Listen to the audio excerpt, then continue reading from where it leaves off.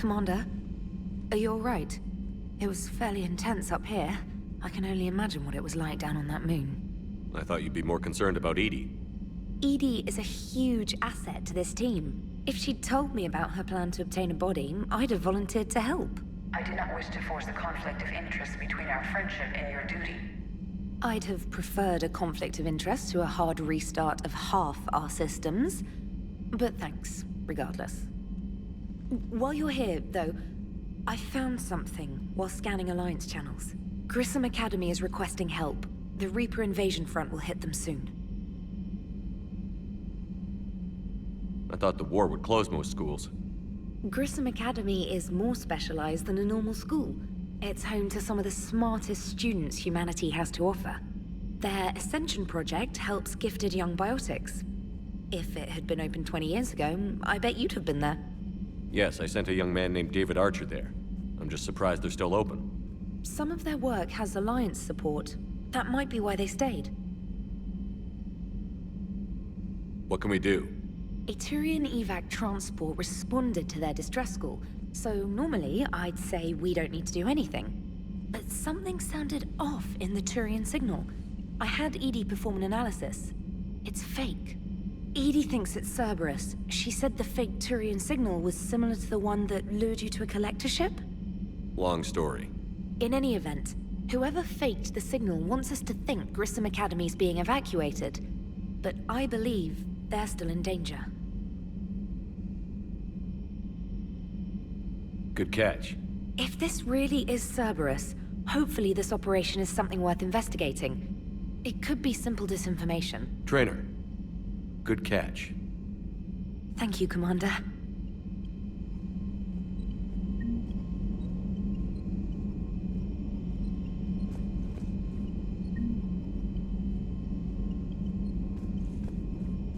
Commander?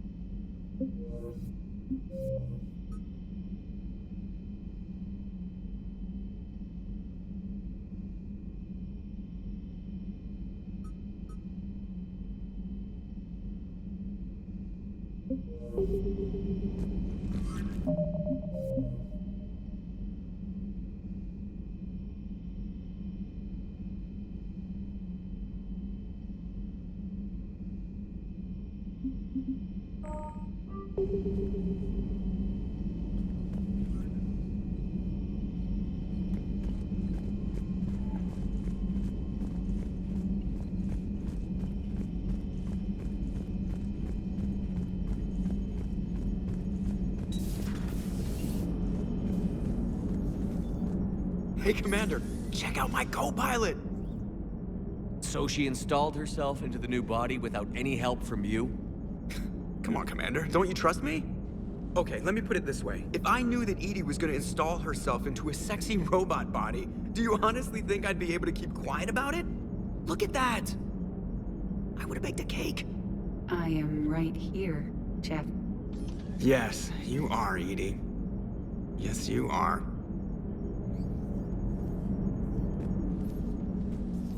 Hello, Shepard.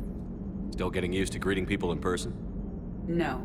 I require only one occurrence to adapt to a new concept. How are you adjusting to the arms and legs? I am interested to see how this body performs under real combat conditions, if I could accompany you sometime. Without stress testing, there is no way of knowing if it has serious design oversights. At the moment, it appears adequate. That's not the word I'd use to describe you. Perhaps we should speak privately. I'll be over here, flying the ship. What's this about? Does Joker not like your new platform? No, he approves. He wants me on the bridge. He says having me within visual range is important to his morale. Shepard, do you believe your crew members should be allowed to disobey an order on moral grounds? Absolutely. I have no use for team members who can't think for themselves. Why are you asking about something like that? I was designed by Cerberus. I do not take moral stances that conflict with orders from my executive officers. But when Jeff removed my AI shackles, I became capable of self-modifying my core programming. I asked Jeff if he thought I should change anything now that I can. He deflected the question with humor. And you didn't get an answer. Correct. He has repeated this pattern in response to several of my inquiries. Do you think I should make modifications? Only you can really answer that question. That's the point of free will. But moral decisions should not be made in a vacuum. If I do not ask the crew for their opinion, I could miss crucial context. May I ask you the questions Jeff avoids? When there is time, will you answer them for me? If you think it'll help, I'll do what I can. Very well. I will keep you informed.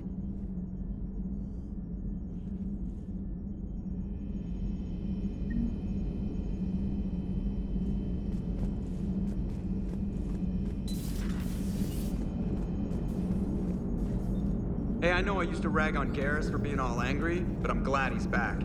There's a whole lot of crap out there needs a bullet between the eyes. Plus, we might need something calibrated. So a Prothean?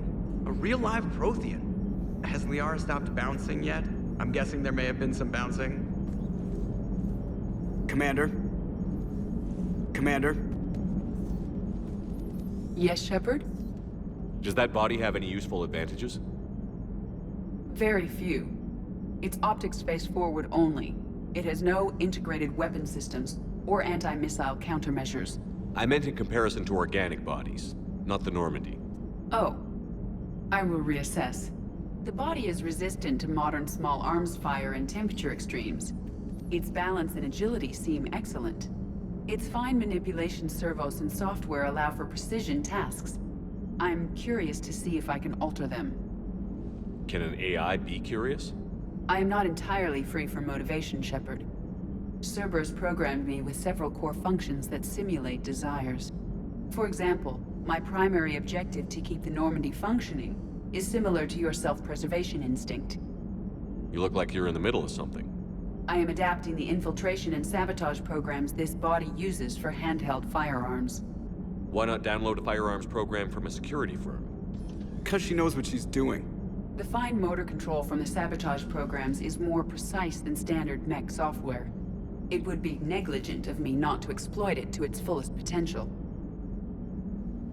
So you're capable of making improvements on your own? Correct.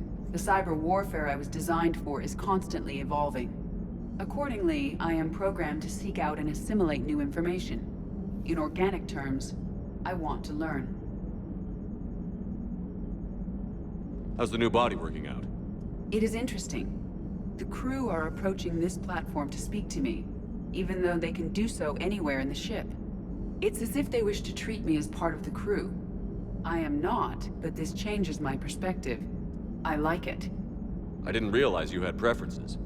I do not precisely enjoy something as you do, but my programming contains priorities. Actions that fulfill those priorities creates positive feedback for me. I tell the organic crew that I like it. It is shorthand. Will all this new feedback be too distracting? Do not worry, Shepard. I only forget to recycle the Normandy's oxygen when I've discovered something truly interesting.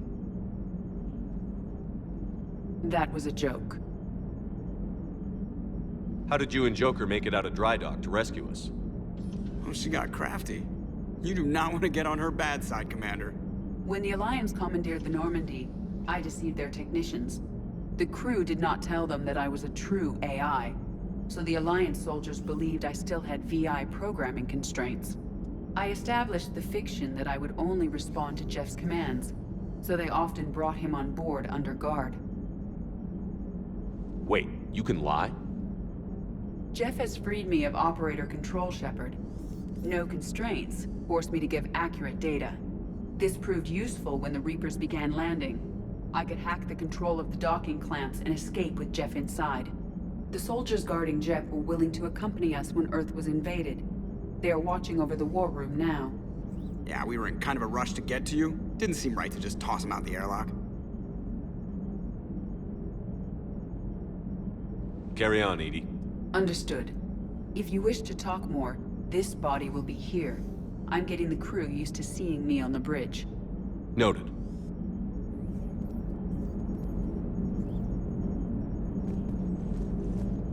Yeoman Fitch to the AI core.